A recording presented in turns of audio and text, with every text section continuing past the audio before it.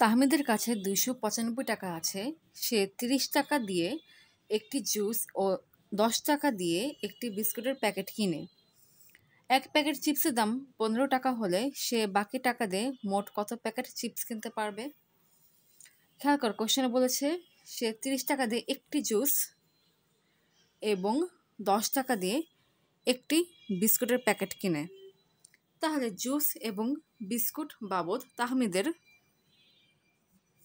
30 যোগ 10 সমান 40 টাকা খরচ হয়েছে।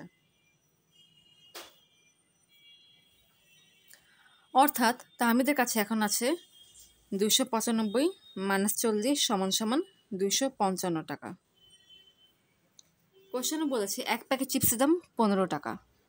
তাহলে বাকি যে 255 টাকা আছে সেটা দিয়ে সে মোট কত প্যাকেট চিপস কিনতে পারবে? স্বাভাবিক 255 সংখ্যাকে 15 দিয়ে ভাগ দেব, কারণ 15 টাকা দিয়ে যদি একটা চিপস পাওয়া যায়, মানে এক প্যাকেট চিপস পাওয়া যায়, তাহলে 255 টাকা দিয়ে কত প্যাকেট চিপস পাওয়া যাবে সেটাকেই বের করতে হবে।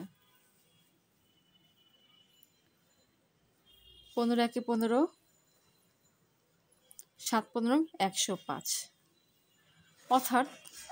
অর্থাৎ লিখতে পারি 17 গুণ 15 সমান 255। 17 গুণ 15 সমান 255।